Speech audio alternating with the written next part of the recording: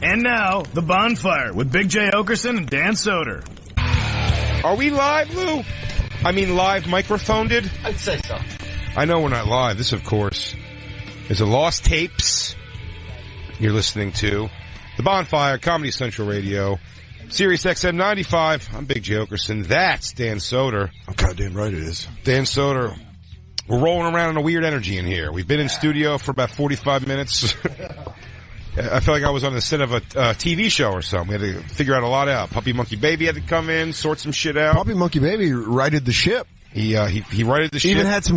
Even had some quick zips when he was walking by me every time. And then when he walked by, he fucking insulted DJ Lou. I didn't hear that. That's why I was like, lobbed an insult at him. I was feeling it. I was like, Puppy Baby Monkey I think he's turned a corner and he likes us now. I think he's warmed up. And then I find out he's scolding Lou, calling you fat. Gave Lou the biz. Passive aggressive. Yeah, he said we're ordering pizza, and he said just don't eat pizza in front of the soundboard because it's a $4,000 equipment. I hate when they give the price of it, and also you sound so fucking compressed on that mic. Yeah, you do. Very titty. But by the way, if you were an awesome black dude, you would have pulled out $4,000 and slapped him across his face with it. Oh, do you think you would have done and one of those? Just made it. We should pull out one of those fucking the money guns. You should have made it rain a money gun on him. Or just do one of like a World Star video when the rappers are just throwing money, just talking shit to someone. Yeah. Lou's like, I come from Jersey every day to do this. You think I'm friends with Pete and Sebastian. I call him by first name, like you do with celebrity friends. I can do nothing and just have Black Lou do all that for me. Black Lou, get him. That's MLK Day. He has to have Black Lou has to have a more reserved approach. He's got to be thoughtful black today. Yeah. I know. He wore his, right? He wore his thick rimmed glasses today. Black Lou, is this the holiday where like because Jay and I are white dudes, like you have to be like thoughtful and on it today. You can't be like you can't be crazy and just wild. You gotta be smooth, brother, today. You know what I mean? You gotta be thoughtful. Exactly. Fruit of Islam, motherfucker. Yeah. We're fighting in customer service today. You know what I mean? Got the FOI boys. Yeah, white people in customer service breathe easy today. Dude, when I started comedy in Philadelphia at the Black Comedy Club, it's amazing how many Fruit of Islam guys I knew that I had to call like brother something. I know like 5%ers. It's like Fruit of Islam's like the followers of Farrakhan. Okay, of Louis Farrakhan. Okay. Well, I'm saying there's those guys that are like dead serious all the time. But I mean, like the guy you had to talk to get up on the open mic was Brother Carlton and Brother Marcus. It's like always like things like you talk to guys. You had to talk that way to a grown bald-headed black man wearing a bow tie. Yeah, that's how you have to talk to people, brother.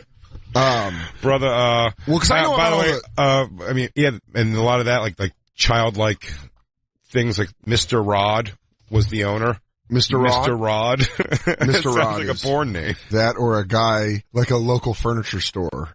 Yeah. Mr. Rod. Yeah. That's the, Come get your blinds at Mr. Rod's. Cleveland show made fun of that, there's like a funny commercial. We watched on the show before, the furniture commercial. It was like, hey, ho ho. Yeah. It's just like a mini mall. Yeah. Hey, ho ho. Big ballin'. Thanks for picking up pizzas, Daddy. Absolutely. We got some pizzas on the way. That's for the Evergreen show. We don't even know when that's going to come out. If we could, focus all for a minute, I just want to say, coming in today, I was very excited to get on the radio. I was laughing a lot in the Uber ride on the way up here. It's Lost Tapes. It's a Lost Tapes, and this was making me laugh so hard that I was excited to come share this with everybody. So me and Christine are, as we speak, in a fight with each other. That's why I'm getting that energy from you. No, not at all. Come on, guys. No. Come on. It's not an aggressive fight. Christine's an awful dragon lady who doesn't deserve love. Dragon lady? That's fine. That's a cool ass name, though. I don't have a problem with that. No, I'm not. No, I don't carry that shit over to work at all, dude. I was cackling in the car on the way up here. So it'd be impossible for you to not carry that around with you because you're having a fight with your significant other. Dude, cackling in the car. Christine could have fallen out the other door. I would have still been laughing. I'm telling you, buddy. I know how to compartmentalize. I was just going to say, I know you can compartmentalize, but that doesn't mean that it goes away. She's a monster. She's a monster. I almost just want to fucking whole couples therapy this whole episode, but we'll get to, no reason. She's awful. She'll tell you she's horrible. Give me another beer, Dragon Lady. Dragon Lady. She's a Dragon Lady. Dragon Lady it just sounds cool to me. I only bring it up where I can compartmentalize. I only bring it up because, me and Christine haven't talked about this at all. Because I don't like her. But I will now share with her as we are in here. I love it because Christine and Jay legitimately have the relationship of a lead singer and a lead guitarist, where they just like, they're still in the same band. I feel like Jacob Blackaloo and DJ Dead Rat and I are all just like in the band, and I'm just like rhythm guitar, and you come in and you go, well, the album's fucked because this stupid potter doesn't know how, and she's like, at least I know how to sing. What is it? And I'm like, all right, guys, can we lay it down on wax? Puppy Baby Monkey's here, and he's here to produce our Baby Monkey. So no, and I'm eating pizza just to fuck. I'm super happy it happened. I'm actually very happy I get to eat pizza. I'm super happy that we get to that we had this argument because we had a great moment in the car. Now, my driver's name, all I can give you is his name and show you, Dan, and everybody in here a picture of why this will be so funny. This is my Uber driver today, Seifulo. Central American, South American? I don't know, something like that. Seifulo! Sayfullo. Sayfullo. I don't know if you know how to, what is it? I mean, obviously people listening are like, that is. He's got a solid rating. What's the orientation of that, Christine? Can you look that up? Sayfullo? Sayfullo. Because I want it to become kind of slang, if possible. Sayfullo, baby. Like it's a Pootie Tang. Sayfullo, baby. Sayfullo. You look up Sayfullo, it said New York truck attack suspect, Sayfullo. That's crazy. That is crazy. It's like, Adolf? What kind of name's Adolf? Oh boy. Oh, whoa. Dude, Christine's just throwing in those angry types. Yeah. You can hear it over here. That's some fucking typewriter energy. Is it? Ping, ping, ping. Just find out what the goddamn truck suspect. They don't name people Sayfullo in multiple places. You don't know that. If there's another Sayfullo, that's a village name. Sayfullo. Oh wow, it really is. It's the guy that took it down the bike path. His name is Sayfullo. Was he your Uber driver? Dun dun dun. He broke out. Only to drive. It's like Gone and yeah.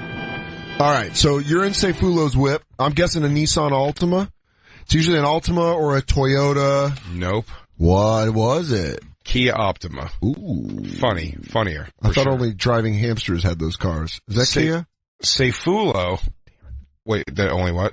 It's a commercial with the hamsters driving the car. I don't know. Is that Kia? Scion. Okay, yeah. Scion. I know Joe DeRosa got a Kia Soul at one point and tried to convince me how awesome it was. Yikes. He's like, that's all I need, man. What do you need more than that? Like, I don't know. It's weird. My car in high school was a Dodge Stratus. That's the car that I got after my first car broke down. And then everyone's like, you can't make that cool. Dude, I had a Saturn for a while. Yeah, plastic cars. I drove a Saturn. Plastic cars. Boy, was it.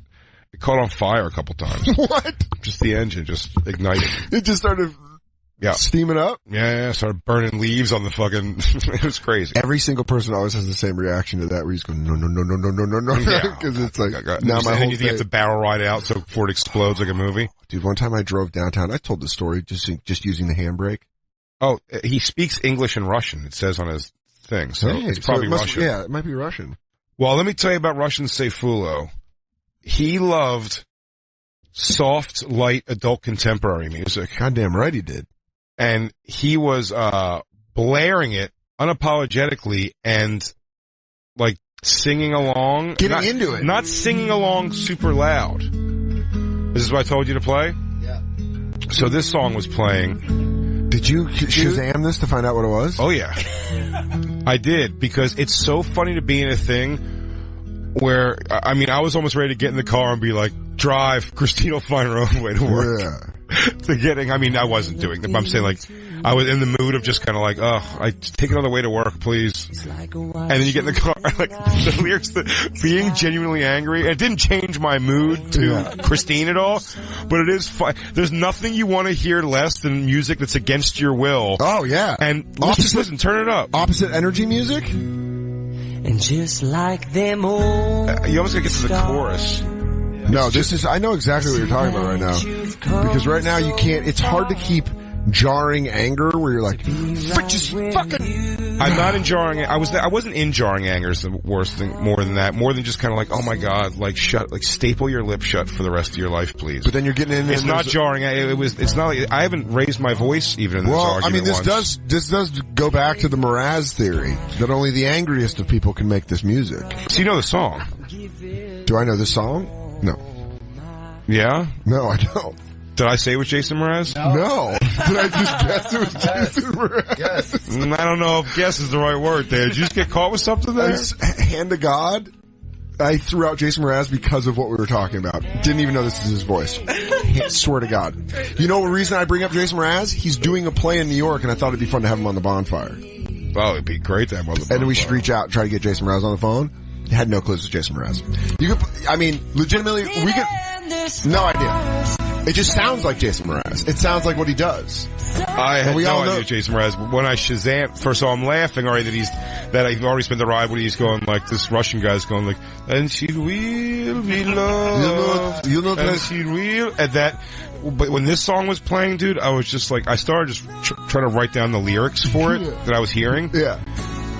Never gonna give up. It's just a funny song to have forcibly blared at you while you want to punch your woman in the face. Yeah, it is. That is perfect. It's almost the perfect soundtrack for a fight. Dude, it just made me laugh so much that it's like... I like that you guys get in, it's like, we'll just get in the fucking car. Well, maybe if you didn't fucking understand that, yeah. And you get in and you're like, yeah, just... Can you take 6th Avenue? I'm sorry. Hocka picka hooky hickey wicky wacky wookie kisses hugs and every beep beep beep. Yeah, shut up, woman. You better always been when I tried it right while waiting till the middle of a cold dark night. Afternoon delight. Maybe if you get arrested for domestic violence, you should have to cool down in a room listening to Mraz. Dude, when music, like if a guy just beats the piss out of his wife, like on Cops, and they just throw him in like instead of a drunk tank, it's like an anger tank. And it's just this. And he goes, "Shout! Let me out of here! I'm gonna kill her!" Oh, man, you know, I do remember that vacation we took to Sioux Falls. Oh, this paper hat and queef is making me miss my woman. Oh, dude, if you were gonna kill yourself and like Passing Me By the Far Side came on, like you'd wait till that song was over to finish killing yourself. You're like, that's not the song to do it to. Yeah. Music really is appropriate, but when it's not appropriate, it's so funny. It was not. So it wasn't appropriate because it did make me and Christine stare at each other and go, "You're right. We need to make this work at all costs." I was just laughing maniacally. And I'm like, how fucking funny this song is. Well, what it is it's like good. I was gonna say it's like it's like, you know, in snow where sometimes you have to hit reverse real quick to get out of like being stuck. It was like you were stuck in anger and then this thing like jarred you loose because it was the opposite of what you were thinking, where you're like, what the fuck? Like, this is ridiculous. Yeah, it's a weird, sure. I mean, to generalize and I'll call it, I wasn't really in anger. Like, I was just like, in a mood of just kind of like, But no, I think that is a form of anger. Like, sure, okay, yeah. No, but it was, you're not happy with Christine. You're angry with Christine. Angry's even the wrong word. Wildly annoyed. Okay. But yeah, but I think anger, sure. Yeah. No, it doesn't matter. Either way, my point was the song, it is funny when a song, like music, accidentally sort of comes to soundtrack life a little bit. So every time I've forced it before in my life, and I'll tell you, that's what I want to tell you, one of those. Oh, okay, yeah. I was just gonna say, whenever I leave my house, I usually hit, sometimes I'll just hit shuffle on like, until you get to Saturday Fever? No, but just, usually when I walk out of the house, like whichever one I get, I need some strutting music. But you got tell by the way I use my walk. Like, perfect. Now I can leave. I hit shuffle for an hour until this comes on. You should fucking walk down the streets of Astoria to this. Jacob, how many times have you done it? Always holding paint cans? Yeah.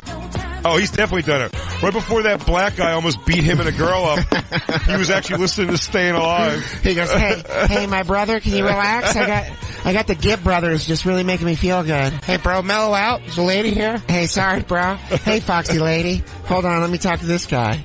I'm feeling the Gibb brothers. Hey, you ever go to Disco 2000? Yeah. Hey, you know, on Sunday nights, Mermaids is just a dance club. I'm the only guy who could fuck this girl. Yeah, but I've had wrong songs come on where it's, and this is something that happens often. Chicken Alive! Sometimes if I'm in a tense or angry mode, or not really, maybe I just want to hear like metal or something aggressive. More often than not, Bruce Springsteen comes on. And it's always a sad Springsteen song. Wow. It's never, that's what I mean, like the wrong music. Where it's hard to leave to the river. It's hard to walk out of your house, anything off Nebraska. No, you gotta leave. You gotta stare at the city when you leave your house and listen to the rising. Come on up through the rising. I wouldn't even mind 10th Avenue Freeze Out if I get a view of the city above ground. 10th Avenue Freeze Out. I'm like, yeah! Is the rising? Yeah. Come on up. But it's, when you're in when you want metal or anger and then this, you're like, oh god. Yeah. It doesn't pull me out of anything as much as it just makes me feel weird. Will you continue on to metal? Yeah. Or does it change your thing to something else? Very rarely does it change me. I've had Mine it change. like a switch, man. Mine goes like a switch. Really? No, cause I'll laugh. I'll be like, oh, that's not the right song. And then you just go next. Very rarely am I stuck in it. Like, oh, okay, I'll just listen to the rest of this. I guess the rising's on. I guess we're just gonna come on up, contemplate. Kind of wanted to fight that guy, but I guess I'm just gonna contemplate myself now. Dude, when I was younger, I was dating this girl, Nicole, and so it was funny. She was younger than me, and also she was younger than me, and person who's music taste. I don't want to insult her music taste necessarily, but I couldn't tell you if she knew anything more than just what she heard the last currently week. On the radio. Yeah. Yeah, those people always amaze me. Yeah, she didn't seem like a real music buff, but maybe I was wrong about that. But I don't recall. But I very much, I was show her music. That was always a thing with me with a girlfriend. I'm like, I'll show you music. Baby, let me bring you to my audio world. Oh, mad mixtapes. How do you feel about straight up mixtape, man? DJ Rod Bass. You're nodding your head, Jake? You made a mixtape for a chick a couple times? Yeah. Oh man. I mean, I'm so glad the mic wasn't on so we could hear how honest that was. He goes, oh yeah. Yeah, for sure. Oh yeah, I put my heart and soul into it. How weird would it go? Would you get to Neil Sedaka stuff? No, I want to be naughty. Yeah, you do. But how would you give the women the mixtape? Would you leave it for them or would you hand it to them? Oh no, I give it to them. I thought you might we were talking about these, Did you give them creative names? Did you draw a cover? I hand wrote all the track titles and the artists. Of course. So they have the entire set list. Oh, wow. How many? And, we were talking about this band last week, and, I have a few B-sides I thought you might like. And that was a tape. This is a cassette? Cassette. I moved into CDs. Yeah. But I did have... Napster was your wingman. Oh, yeah, Napster. You're like, hey, Napster, you want to help me grab some juicy tunes? Trying to get some trim tonight. What do you think? They couldn't keep enough Maxell 90s on the show. Yeah, hey, what's up? It's Jacob here with all your romantic requests. Oh, it's TDK Jacob. What's the worst reaction you got from handing a woman a mixtape? Well, I mean, you could, because, Did they ever throw it away in front of you, or they were like, no? It was a rejection right away, it was like, oh, thanks. Oh, great. Four Doobie Brothers songs. Glad I spent 4 hours making this. Yeah, she is. I guess I'll put it on. I got a long drive to my aunt's next week. I feel like Jacob's got speakers and things recording stuff, and he's lowers he does slow fade outs himself, and then brings up the other one. Hey, what's up, Stacy? It's Jacob, and you're rocking to 90 minutes nonstop, Jacob Patat.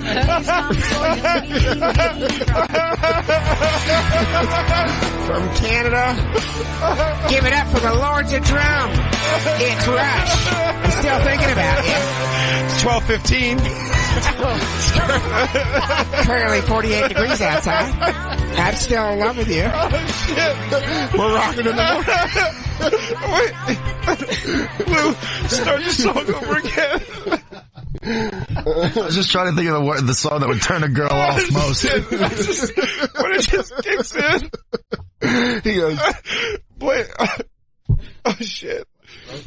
I want to do that again so bad. Hey, what's going on, Stacy? It's 90 minutes nonstop new rock of Jacob Patat. The post is only 7 minutes. It's Jake.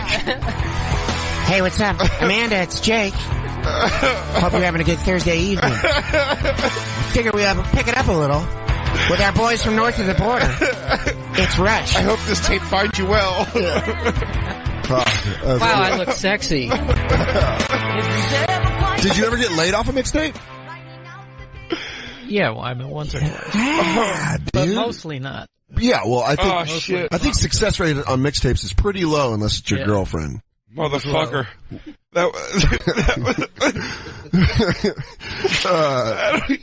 I can't even get my laugh caught up to my fucking breathing. That's so funny. Hey, it's Jake right here.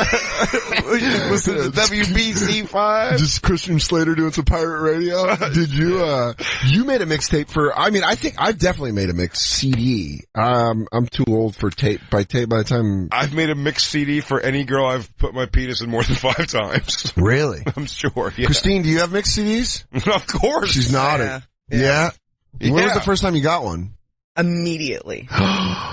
It was like the playlist from the first night we hooked up. I love it. It's one of my favorite things Jay's given to me. Yeah, it's because it comes down to I go, listen, this is what we're gonna fuck to. So keep this at your place. That's so fucking great. So my roommate, Mir, the drug dealer in college, the ones from Long Island, was like, yeah, not for nothing. You just bang all these bimbos. Dick. Dude, yeah. Honestly, you're a dick. Me and my buddy, were smoking weed in my living room playing PlayStation, and he was fucking this girl that became his girlfriend, but all he was fucking her to was like hardcore rap songs about fucking. So it was he was playing Biggie's Fucking You Tonight off Life After Death, and then he was playing like too on the nose, man. Dude, way too on the nose, where you're like, Amir, do you know what you're doing? He's like, yeah, I don't know. I just like I hit random, and it was like these songs that I get asked to. And it was like thong songs. No, like, see, that's the thing. That's what you, like, to me. I know that's not hardcore rap. To me, fuck music that's where I will employ, like I said, like your Tools, your Perfect Circles, your Deftones, things like that. Certain Manson songs, like Smashing the Maynard. When Manson got like a little older, like some of his older, slower stuff. Yeah, no, that's not good. It's also the cum noise. But there's definitely. Oh, hold on, I'm about to lose it. You have Korn For You, the number For You. That's like a good fuck. Like things like this. Fucking like, the Korn. But listen to what Korn. That's what, it's very specific songs. Mm-hmm. Okay. It should be the number 4 in the letter U, I believe.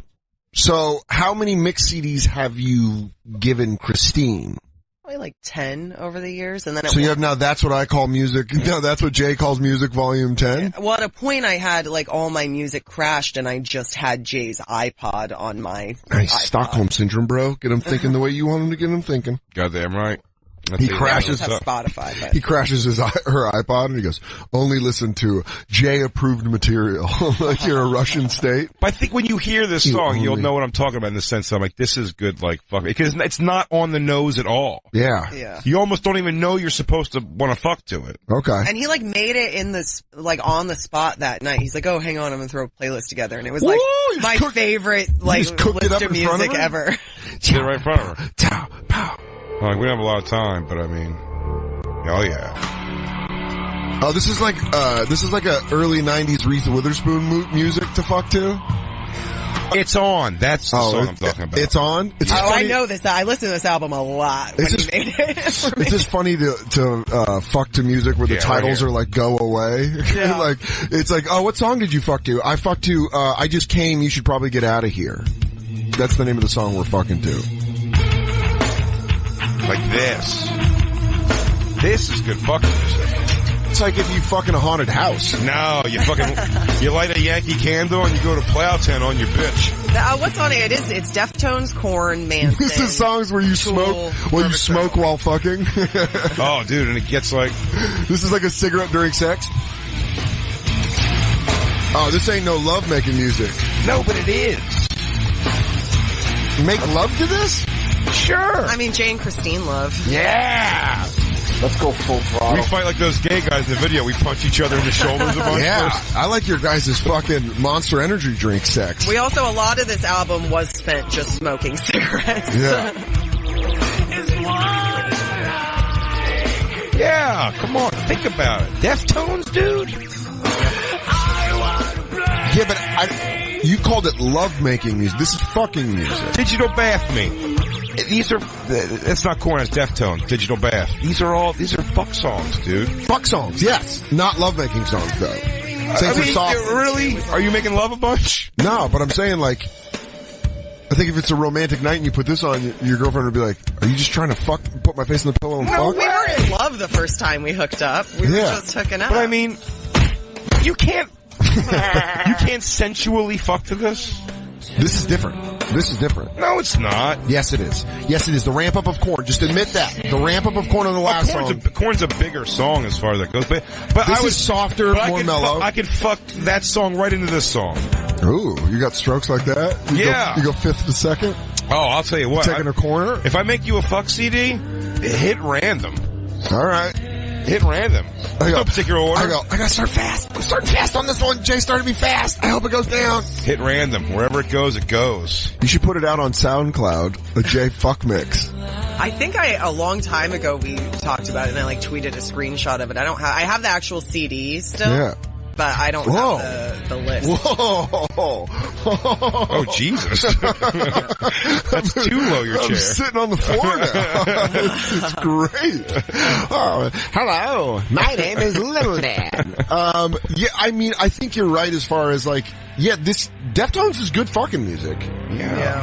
Tool's a little harder than Deftones, but in the same pocket. Korn is the one I'm not going along with you on. But it's Korn is just too ramped up. No. Yeah. Nah. Yeah. Yeah. Well, there's only one way to solve this. Me and you gotta fuck Korn. Well, it looks like you gotta boof me to some Korn. I prefer blind. And see. Yeah. You know what? It actually does. It actually works. I was gently fucked. And it is certain Korn songs, by the way. Yeah. But a song like this, it's not on the nose at all. Not as much as Amir's. No, that's what I'm saying. Yeah, exactly. By the way, skate. When he did that, I went in my room and that was when Shazam was big, and then I just found the most aggressive fuck songs ever, and I made a CD of it, and he was like, "Yeah, these are good." It was like Little Kim, Trina. It was like the shit where it's like, "Fuck me, pussy," and he's like, "It's like a 2 Live Crew," and he's like, "Yeah." Instructions for him. Yeah, he goes, "Yeah, lick it, flick it." All him and his girlfriend would do were fucking fight. Legitimately all they would do. But it was always loud. Is that our peaches? Are we getting full peaches? It's a lost art. What? Pizza delivery?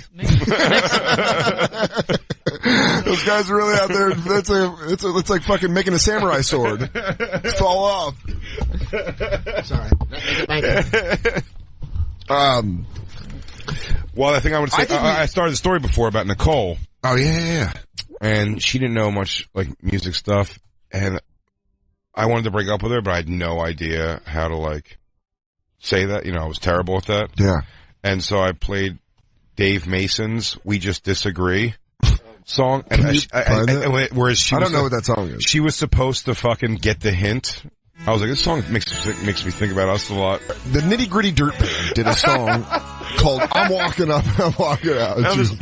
A little 5-man World of Dreams called the Oak Ridge Boys. I don't know how you feel about 3 Dog Night, but they have a song about a breakup, and she goes, "Who is this?" Dave Mason. Dave Mason sounds like a guy you went to high school with. That's one of those names. Christopher Cross said it best when he said, "Once in a life you will find."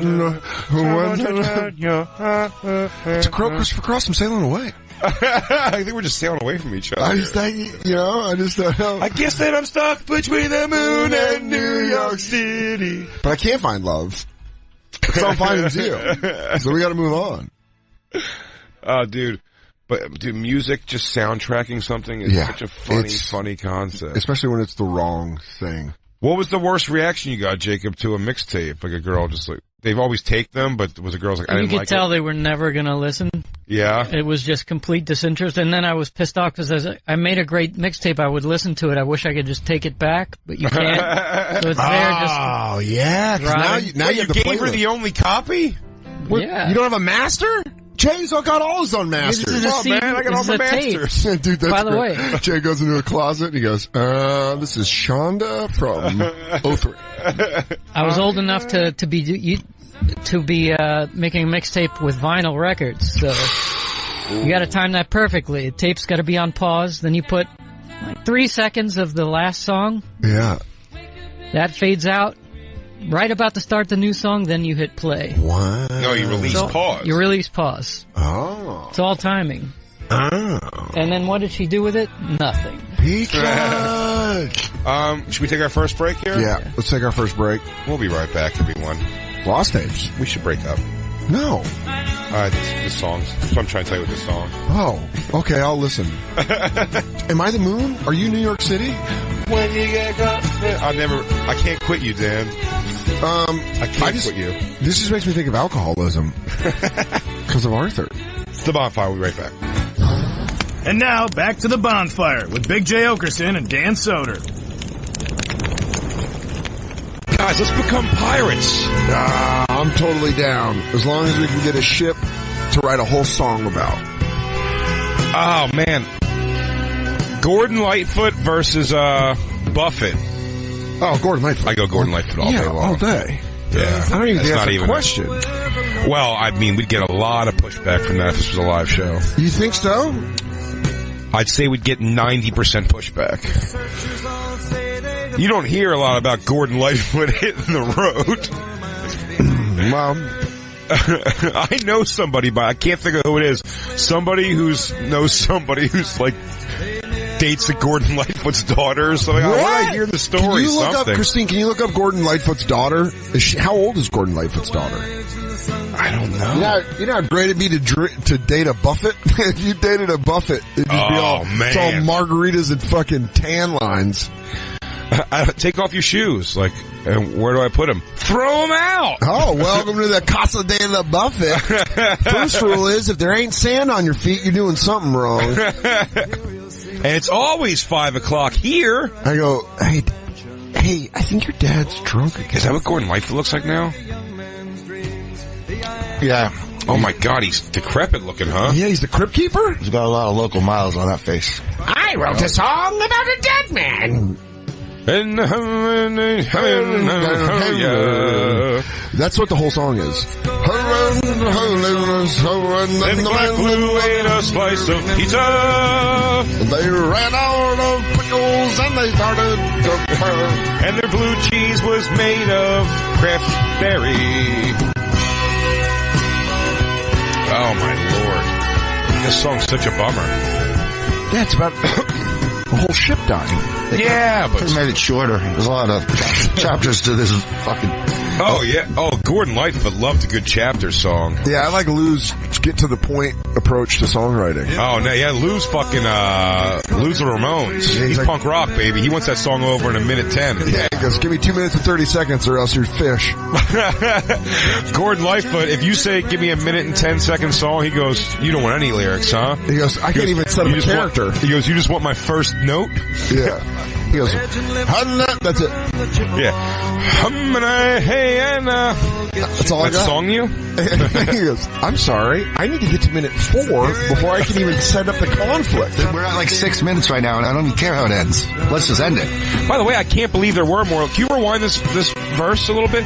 What does he say? The boat's gone. He goes, now the boat was eviscerated 2 fucking choruses ago. Now it's scrap wood and it's floating somewhere. And you're like, oh, Gordon, give up on the song. Somebody had it was dead. Now that's an insurance salesman in Minneapolis. When I saw my poor wife float beside me. I go, oh, this is getting weird. Then the shark bit her dead meat and I saw it. I'm like, yeah. Story from Jaws? My poor wife was dead and the sharks fed on her head. Have you ever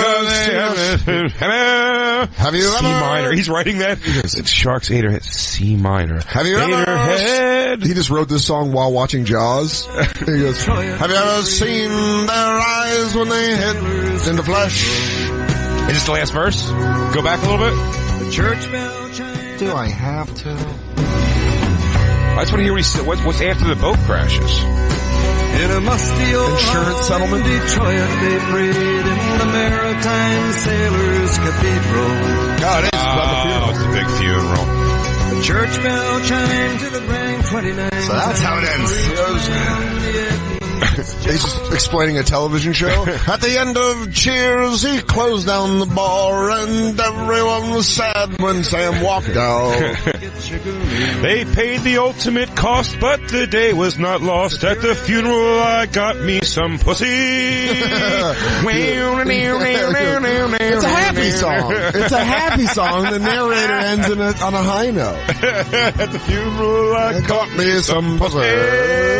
That's why it's a fuck song to you? And you go, oh, this Gordon Lightfoot? Oh, Toad's fuck song. Yeah, is this on one of your mixes to Christine? You go, this is a historical mix. This is when a girl says to you, what is this? And you go, it's the Rocket Edmund Fitzgerald.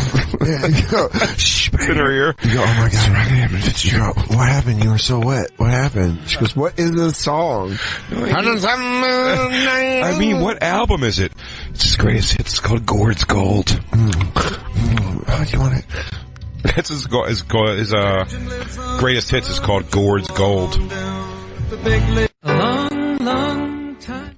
Don McLean? You got it. Same shit. Yeah, American Pie. I only fucked American Pie. No, American Pie. I can't gut that out at any point.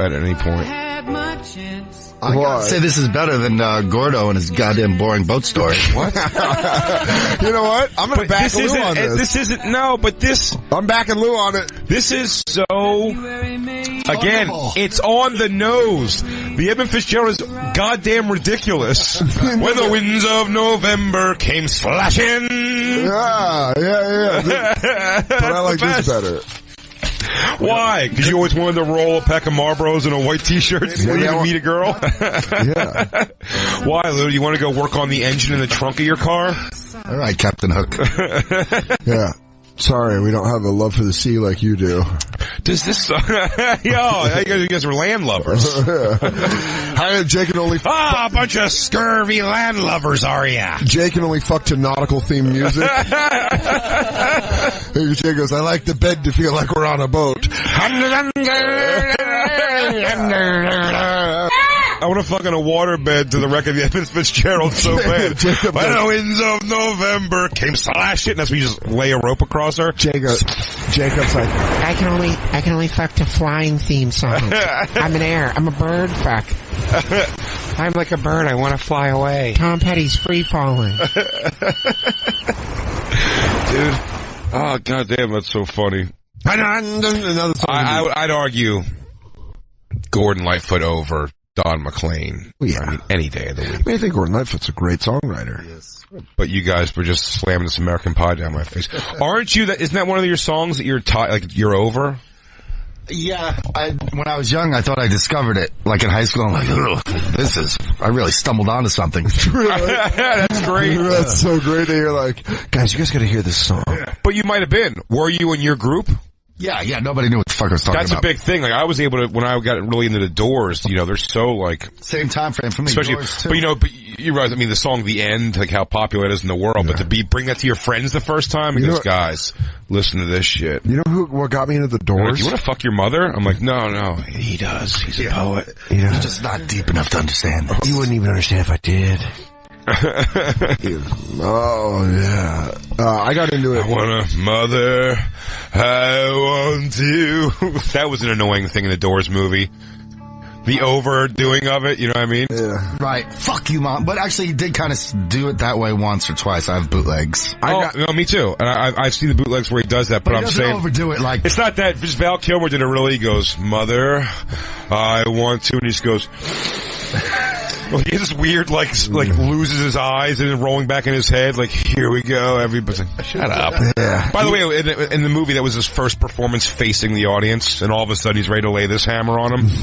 I learned he couldn't stare, he couldn't even look at the audience for the first fucking 5 performances, and now he's right. Yeah, Oliver Stone took a lot of liberties. I got into the Doors because of The Simpsons. Because Homer referenced The Simpsons when I was young enough that I was like, I'll check out the Doors.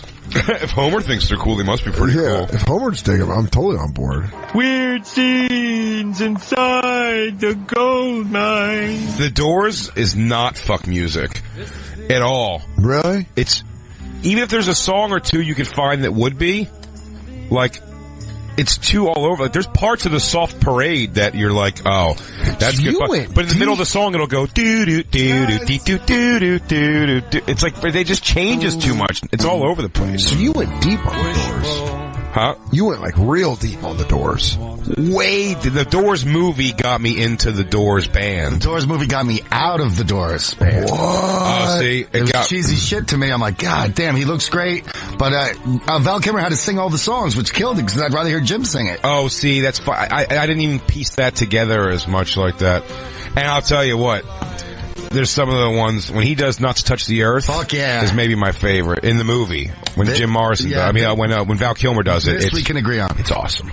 The movie got me into it though because it was just so. I was like, wow, I've never heard a story of a rock star being such a. This is before. Axl Rose wasn't a psycho yet. Yeah. You know what I mean? Yeah. People look around, your gloves and fan are on the ground. Oh, he's so great. We're getting out of town. We're going on the run. And you're the one You can't. As a 40-year-old, I can't even listen back to it now and be like, that's poetry, man. Because it's the ramblings of a person high on acid.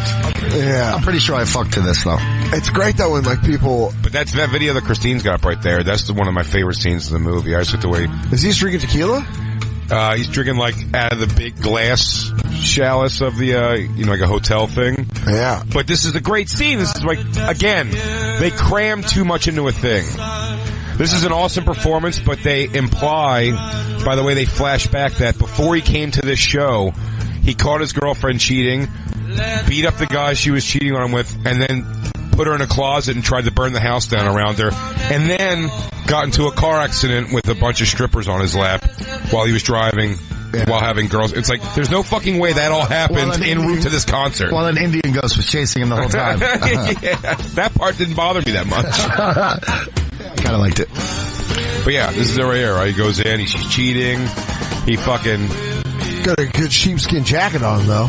Oh, yeah, no, his winter wear was on point. Yeah. Oh, and they're really cheating in like a really 60s kind of way? Yeah, they're doing junk together. See, now he's probably saying one of his own lyrics, like, to the end of time bullshit. Oh, yeah. He goes, you want Sanctuary? Sanctuary's the best part. I'll give you Sanctuary. And then the music stops and he goes, forever. Can you turn it up, Christine? Turn that up. So now it's Val Kilmer singing instead of Jim, and it's pretty close. I'll give you Sanctuary forever. Huh? Is he giving her an Indian burn? No. Is he twisting her forearm? Let me introduce you to my friend Payne. I'll give you a place to hide. Usually when you're like 15, 16 years old. Yeah. Is he gonna lock her in the closet? Hey, honey. It's the best part of the trip. Lyric, you cunt. Yeah. Sanctuary. Let the door on fire! Let it on fire! Light my fire! And like the thing is, he just definitely didn't do this. It just didn't happen. He left his jacket, though. I'm a little upset about that. I was complimenting the jacket. I want him to go back and get it. At the Bonfire SXM on Twitter, we'll tweet out the scene from the Doors movie where a very lovely Meg Ryan is doing heroin. Yeah, and that's it. And then he gets into a car accident with like a naked girl, and it's like they gave up and slammed all his drunken episodes into a few scenes. Yeah. But it goes back to what Jay says, and we've talked about it on this. It's always biography movies, biopics, when they just jam a shit ton in, and then you're like, if you're a real fan of that person, you're like, that's not how it happened. I'll tell you what. I think the two Coreys let it open up a little bit.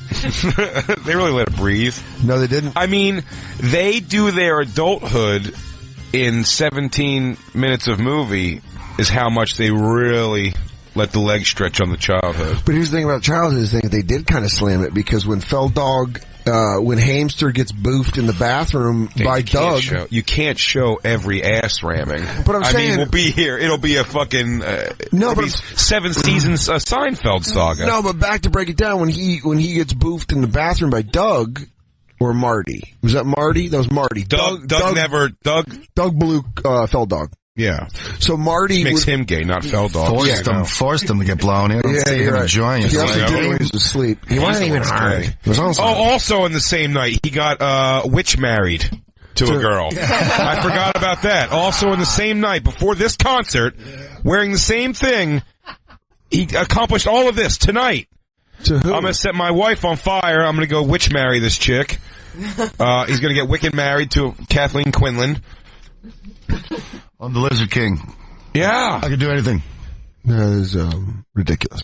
But Feldog, after Haim got boofed by Marty, he went and walked and lost his virginity and did coke for the first time. So that was their kind of like version of this. Oh yeah, that's true. They kind of shoehorned in some stuff. A lot of things happened. Oh no, that's exactly how it happened. I believe it's exactly what happened. March 16th. Hey Hamster, you sit here and get rammed in the shitter. I'm gonna go find some new hoon. I'm gonna go hitchhike dick. I'm gonna go throw my dick out there with my thumb out, my dick hard. I'm gonna go dick hiking. Dick hike. Gonna get picked up, lose it. Boom. Dogs are there.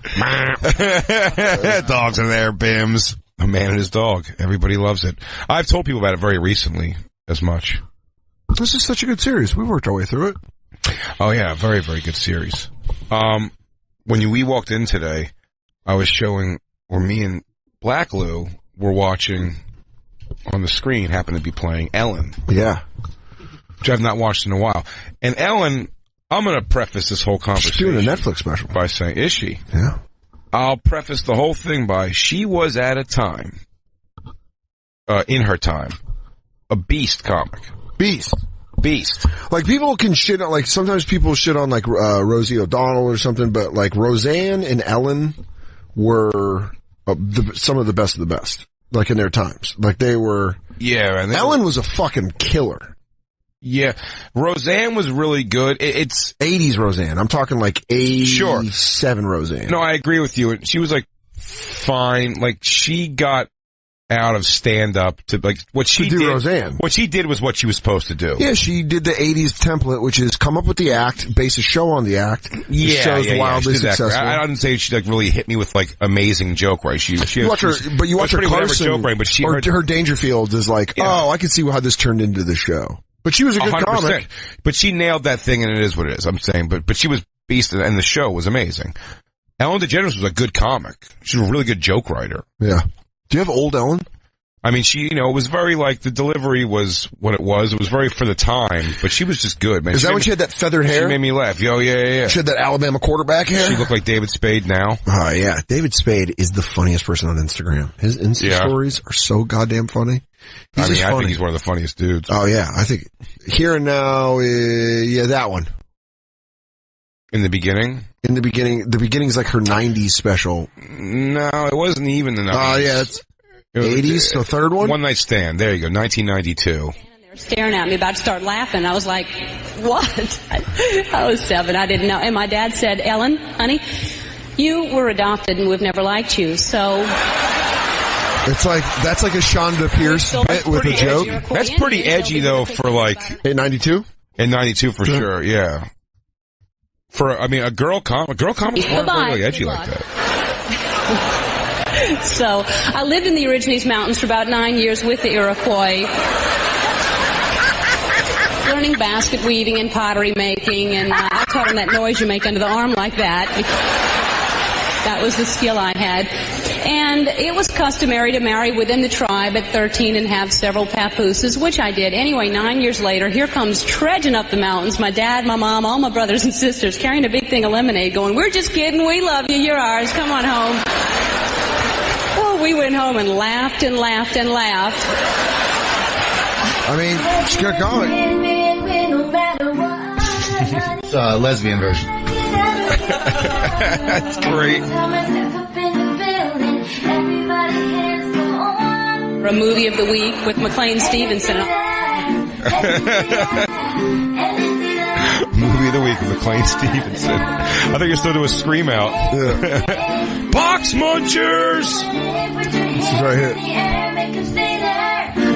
Luda. Oh, I was just amazed by it. I was watching. Yeah, it really baffled you. Yeah.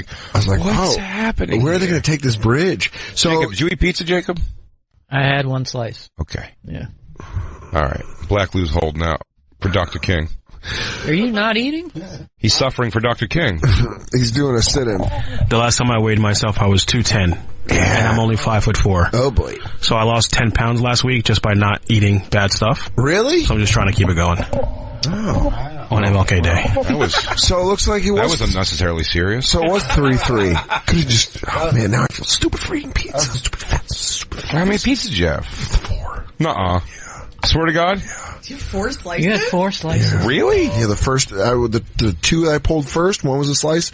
I thought one was 1 slice. It was 2 slices. And it was 1 slice. And then I got a 4th slice. Oh, see, I only had 2. Cool. I'm learning to control myself. Fuck all of you. You guys suckered me into this. Fuck you and eating 4 slices. Well, if you put pizza in front of me, I'm not gonna be fucking moderate about it. Oh, you're gonna have the pizza. You're gonna have the pizza bubbles right here in your bell. Shut your mouth. You want me to eat a 3rd slice to make you feel better? What's that? You want me to eat another slice to make you feel better? Yes. No, because if you eat another slice, I'm gonna eat another slice. I'll go 5, 6. No, you won't. I don't give a There's fuck. no way. You won't eat another slice. You can't.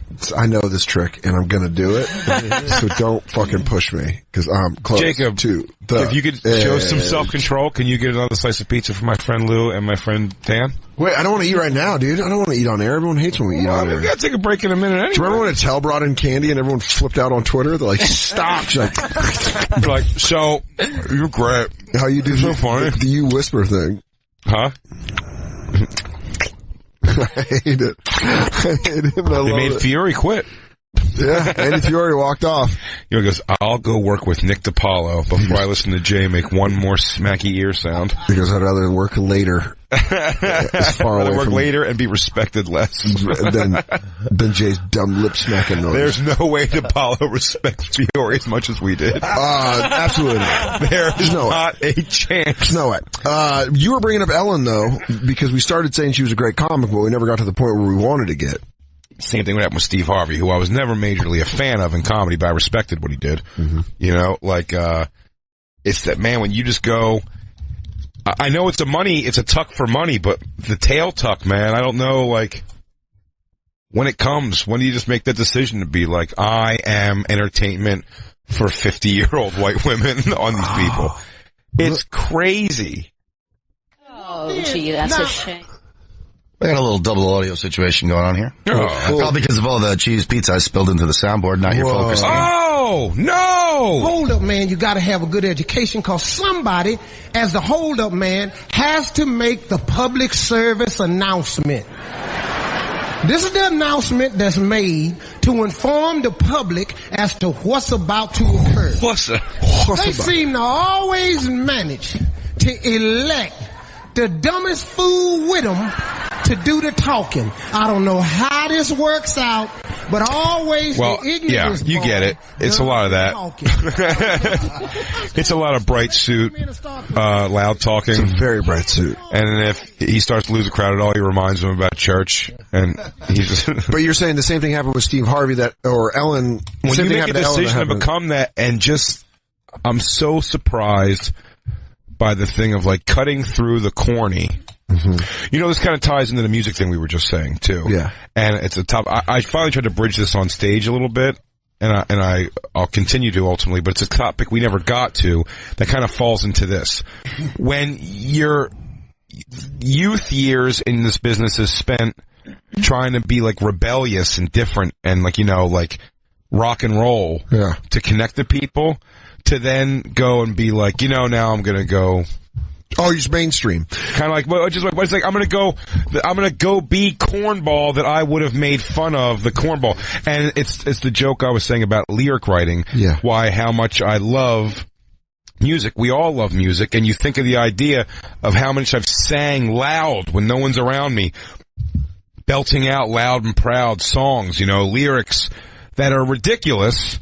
You know, like lovey-dovey, whether it be, or angry, or whatever it is, or sadness and depressive lyrics, and you sing them and don't think about it because it seems cool to you, because you're the consumer on it.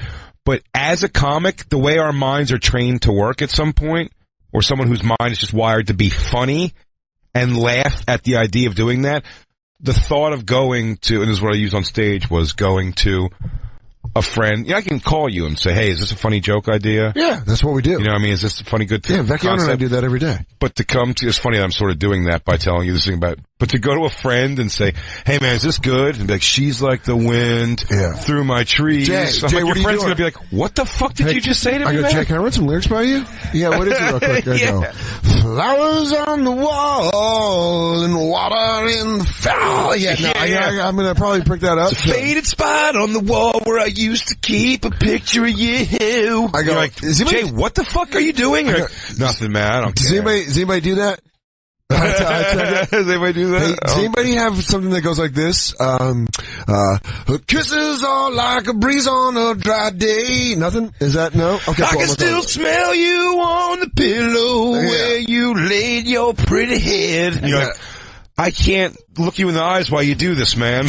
Like, I can't keep looking at you while you're doing this. To further that point, there's certain comics I can't run jokes by. Joe List.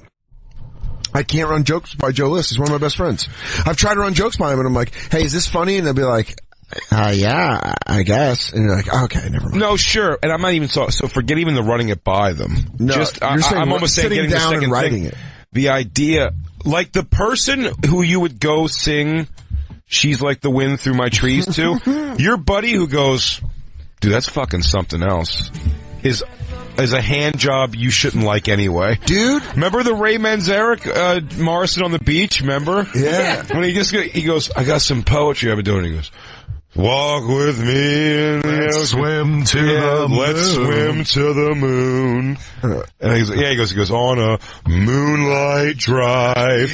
And Ray Manzarek goes, "It's fucking great lyrics, man." Yeah, there's no way a comic could do that. I'm like, no, I couldn't. If by the time he got, "Fly me to the, baby, swim me to the moon," I'd be like, I can't, like, stop. You're embarrassing me. Jimmy, you're embarrassing yourself. Don't sing to me on a beach, you fucking weirdo. How much drugs are you on right now, dude? Yeah. Dude, it's crazy. I've been writing this stuff down, but it's kind of like, once, twice, 3 times a lady. What? What are you talking about, man? That's what the gig to me, the joke on stage is so much based off that, where it's like, "She's like the wind through my trees," and your friend just goes, "What the fuck did you just say to me?" Like, nothing, man. Wasted away again. I'm just fucking around. Wasted away again in Margaritaville. I'm looking for my lost shaker of salt. He goes, "Jimmy, I think you're hammered, man." And I don't know why you're telling me this, but it's bugging me. But I mean, even like what you were singing, right? Once in your life, you'll find her, someone who turns your heart around. And you're like, I can't, dude. I can't. Yeah. I can't do this with you. Well, I think it's because like we think to make fun of stuff. So you're wired to think those words, when you take it out of context, are funny. That's why one of my ex-girlfriends, who I like, we've made fun of, I'm not gonna say which one we've made fun of, I kinda knew the dude that she needed to be with was a guy that could do that kind of shit. Because I would just always call out the corniness. And then, for certain girls, they don't want to be with that because they're like, "Okay, I got it. Like, I'm just trying to tell you it's nice." And you're like, "No, that shit's so goofy. That's so goofy." If you want to be with me, girl want to be with me, she better understand you're getting unplugged from the Matrix. You want to live in the Matrix? You go live in the Matrix. Be with me, we're unplugging. But it's funny because I love when we're gonna unplug from the Matrix. But I love when I meet a girl that like you can make fun of stuff with, because then you're like, "Oh, this shit's corny." Of course. But then you don't realize, like, one ex-girlfriend I had, I just couldn't do it because she would take it to like, she was too earnest, if that's a way of saying it. Like, she could enjoy corny shit. She could say to me like, "Oh my God, like, I just want to go." Like that, there's that story. We got to the stairs and she goes, "Don't you ever feel like running?" And she just ran and I went, "What the fuck are you doing?" But I'm sure the boyfriend she's with now would be like, "Let's run." And you're like, "That's so fucking gay." Like, that's the way. Yeah, corny. Like, it's not hard. homosexual, just like gay. It's hard for us. And again, that's corny. It's corny. It sets things back though, because there's corny things sometimes you should just be like, "Oh, whatever." It's kind of. No, and I understand being like Carly used to kind of like half drag me to go to like haunted hayride things. Like No. Stuff like that. I'm not talking about that. That's couple stuff. That's kid stuff. Yeah. No.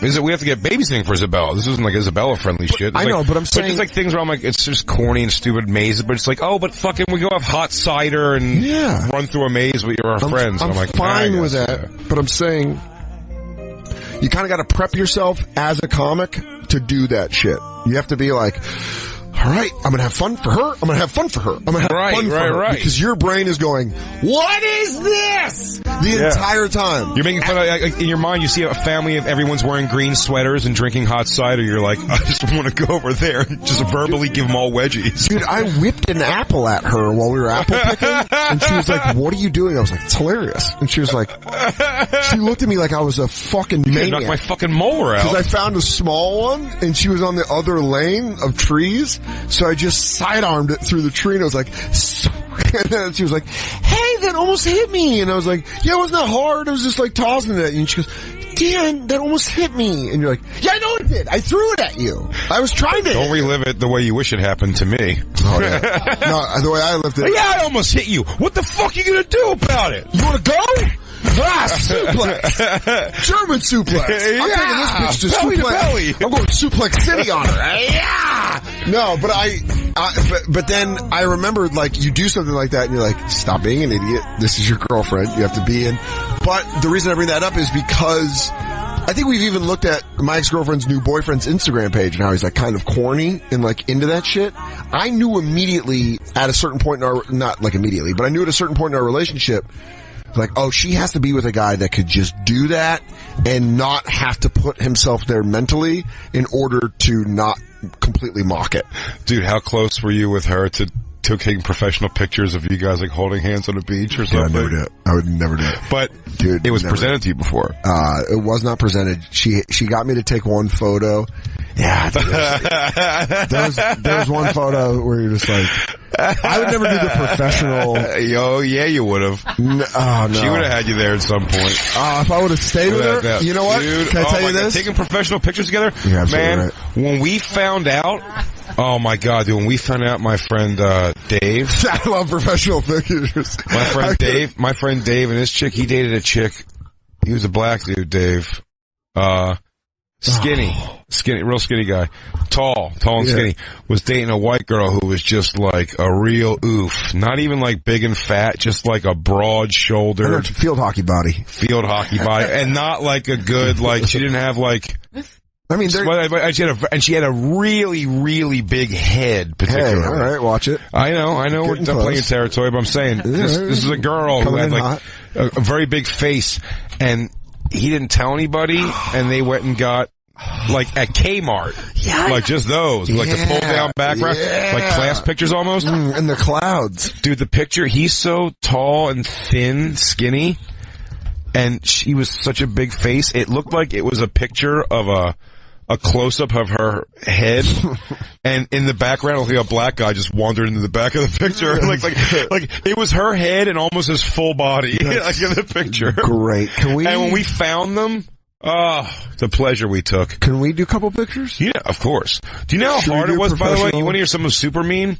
Should we just go out to like a farm in Long Island and Jay and I could do the thing where I'm take some pro pictures? Yeah, oh, yeah, we'll do engagement photos. Let's try to find some engagement photos that we might be able to do. We'll take our next break and then we'll come back.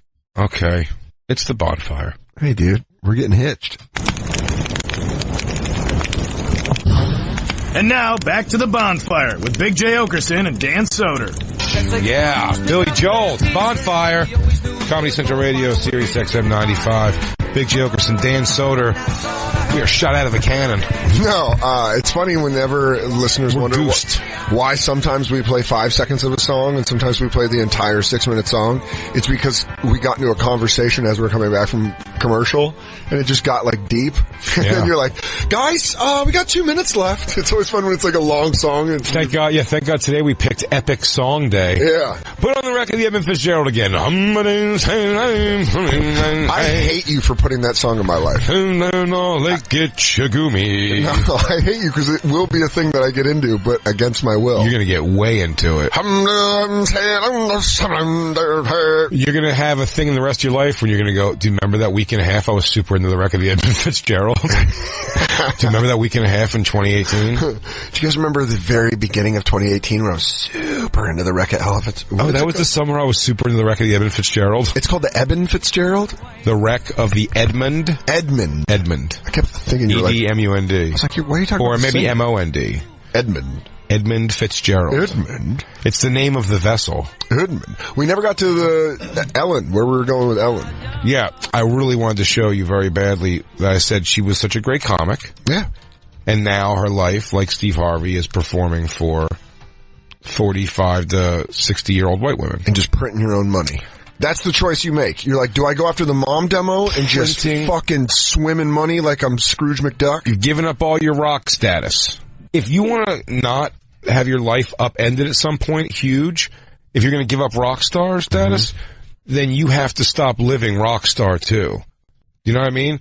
The problem is some of these people go rock star status and it's like, Steve Harvey can't come out with like a fucking hard R special ever one day. Well, I mean, I think it is. I think Ellen's doing a Netflix special. I think she's doing a stand-up special. She won't curse once. No, I don't She think, was never cursed. No, I don't think she ever cursed. will. And that's why I think some of these people can maybe walk, you know, I don't think she's funny. And by the way, she may still be a good joke writer. I have no idea. I'm just saying, like, it's almost like we said, like, the mask I would have to put on, you know, metaphorically, to sing you song lyrics that I wrote. You know what I mean? Or even for you to sell out. I would love to see Sell Out, Jay.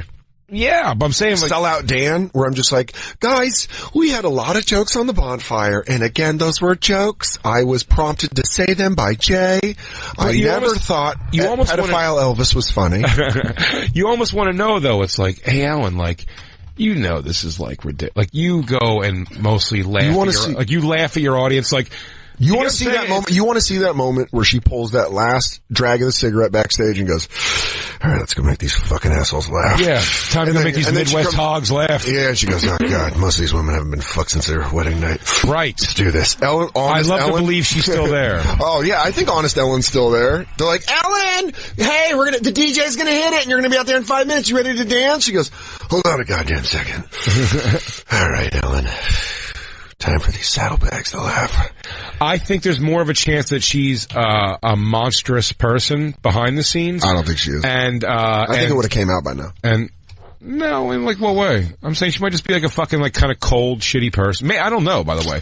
She might be a cold, shitty person. My point being is that's what you're more likely to find out. I think she's more than that she gets it. What do you mean get like? No, what we're saying, the kind of thing we're doing with.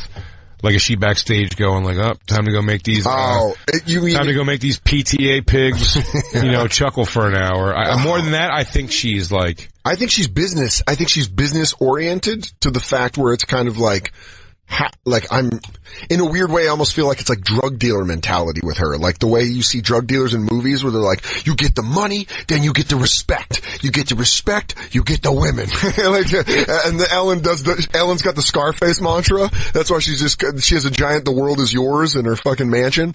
But wait, isn't it weird though, like that your comic, like the comic, fellow comedian weeding out process of things you should do? When that goes away, when you're not around like fellow comedians and funny people working like that, you do these things that a comedian would tell you is ridiculous to do, but when you do them, you find this like mass appeal hit with it. It's very interesting how we try to like kind of keep each other punk rock as long as possible. Well, because of that's probably what draws you to a comic. Well, and I also think being a comic is another way. And also trying to be funny. There's a certain amount of honesty that you have to have when you're being funny because you're making fun of a situation. So you're kind of like, the basis of a joke is like, hey, honestly, this is ridiculous. But let's be honest that this is ridiculous. So when you get away from being honest like that, instead of being like, hey, this is all fucking silly and weird, when you stop doing that and you start being like, isn't this all great? This is all great! Now you're at a different level where I think that it gets a lot more palpable for dumber people who will give you your money. If a comic who was writing for Ellen had a belief in her actual, like, hardcore funny... Oh, I don't think you would work there. I'm saying, if he had a belief in her hardcore funny... Yeah. She'd have somebody in her life going like, Alan, what are you doing? Are you twerking with a 60-year-old, white lady from Puxatawney, Pennsylvania? I think they'll, but I also think I'm saying, like somebody would say that to her, but in some weird scheme of success, it's the wrong advice. Like, go fucking dance with the old goofy lady from the thing, and you know, and then hug an old lady for her 100th birthday and whatever. But man, it's just like, it's so out of my idea of what I would want to do. But it also comes back to what I was saying earlier, that it's kind of like that when you're with a girlfriend being corny, where I kind of knew my ex needed to be with another guy who would do that, because you need that. There are guys out there who are like, yeah, let's dance, and I'm fine. And I'm not saying they're better or worse. I'm saying gay. But I'm corny, definitely. But I think that's the thing about being a comic, is you have to be, I don't know, man. You can't take yourself seriously. I've danced in my life. Yeah, I've danced in my life. Black Lou's got a point. So what does that mean about Bob Saget, who went from dirty comedy to Full House? And he also made fun of it too. But that's what I mean. Okay. Bob Saget came out of it by being like, hey, I'm not fucking Danny Tanner, because he didn't get big as a comic. I'll tell you what, and his comedy didn't do very well after he came out of Full House, even when he came back dirty. I mean, I know he got stuff because of his name for sure, but I mean, it's terrible. I hate to say this, borderline terrible. Like the stuff. I mean, look, it's my opinion, but when I watched it, like, now it looks like he tried to be so over the top dirty. Is it in any way to prove to you that he's not Danny Tanner, and that was at the sacrifice very much. Do you think it's of actual like good writing and funny? It's all like. But Jay, do you think it's similar in any way to the way Ice Cube was when he went and did Are We There Yet? And then he comes back with a gangster rap album, and you're kind of like, you were a dad in a movie. Is it the same? Is it the same? Because I had a problem, Jay-Z's 444 I liked, but Magna Carta, I couldn't get into because he's rapping about selling crack, and you're like, dude, that was 25 years ago and you're a fucking billionaire. And there was a difference in albums, but I just knew with, listen, I'm okay with Ice Cube doing Are We There Yet? And I'll go we watched Ice Cube perform. It was super fun. It's great. Super fucking fun. Great at Clusterfest. It was a lot of fun. We had a blast. Watching Ice Cube. And by the way, fucking great. Still comes out and kills it. I will say publicly, once you make Are We There Yet? He can still do the 21 Jump Street movies and all that shit. Yeah. But you kind of give up writing I'm dangerous. a new scary song. Yeah.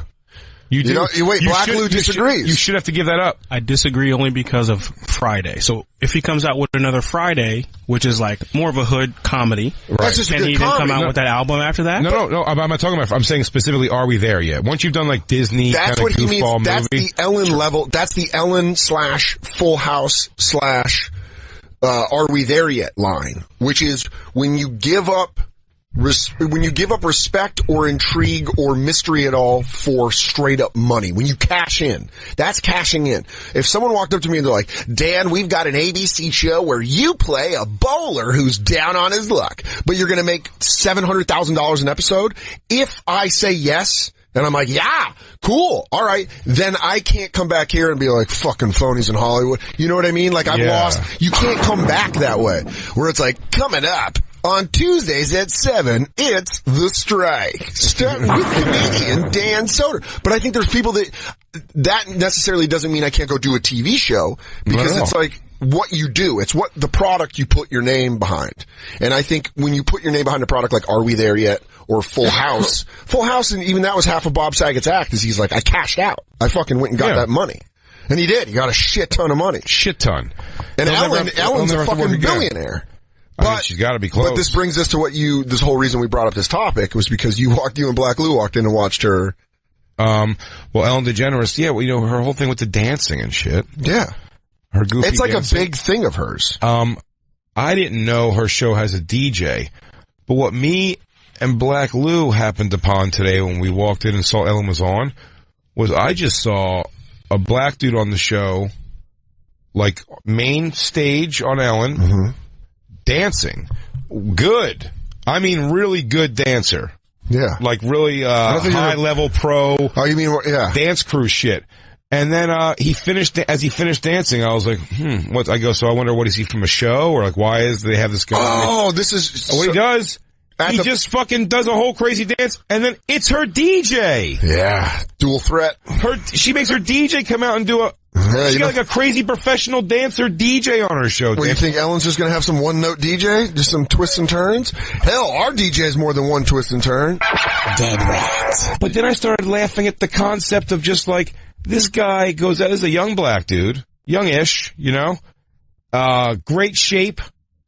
And he goes out there and he dances like hard, like sexy, like fucking pop, but it's like you got served kind of dancing. Yeah, like aggressive.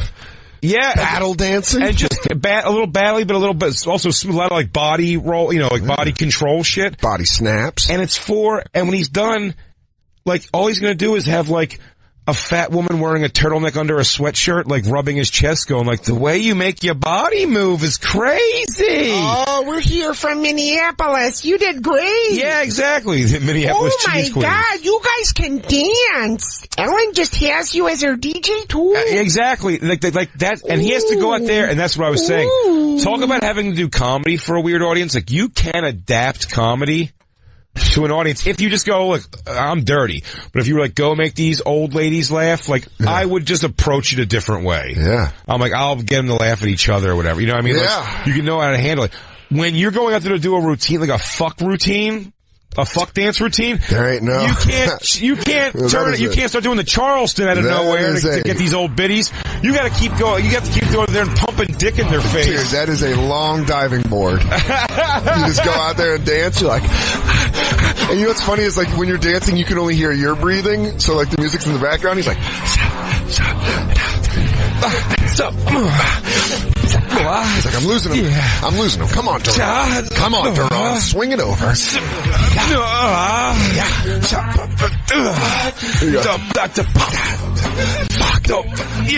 Fucking get your dick into it. Let's watch the bounce it. I do feel like bounce it. These fans I feel like Ellen fans are the same demo that would go to Chippendales. Yeah, kill yourself. Hey, I mean, kill yourself. Let's play it.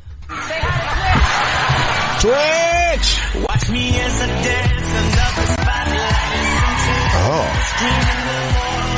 Oh, look at that. Yeah, you're absolutely right. This is just daytime Chippendales for them. It really is. Ellen's just like the Matthew McConaughey where she goes, I see a lot of lawbreakers in here tonight. You do not touch Twitch.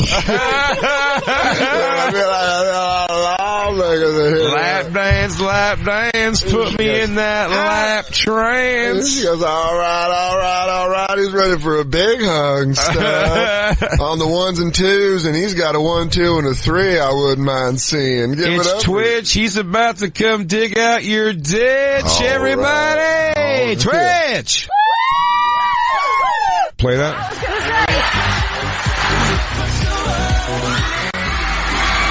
Dude, they go, fuck it. Oh, yeah. So he was a runner-up, and so you think you can dance. Oh. Ellen is just counting money. I mean, I wish you should just see, like, as she was doing everything that I hate on the show, like, you would just see, like, Terminator, like the laser go on her body. Like, oh my God, someone going to assassinate her? Yeah. By the way, you said Black Chippendales, dude. I'll tell you what. Look at that. I'm going to tell you, I got women love it. I was the only guy on my high school dance team. And you're in a Oh, dude, there is no way that guy didn't get shit on. Did you hear what he just said? He was the only guy on his dance team in high school. We had a drill team at my high school, and this dude joined it. I think it was my sophomore year.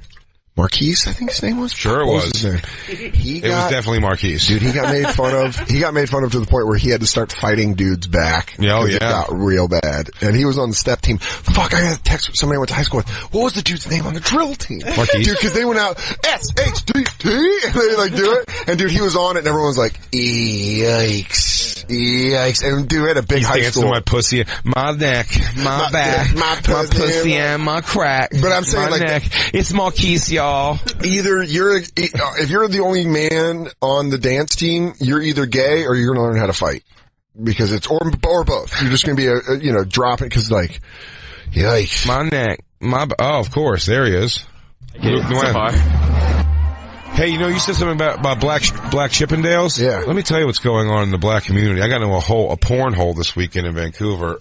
All right. Well, it is Martin Luther King Jr. Day. That's when we're recording it. Have you ever seen these videos, Black Lou? They are intriguing, to say the least. If they're real, and they're real. They're real. Black people, apparently, have parties.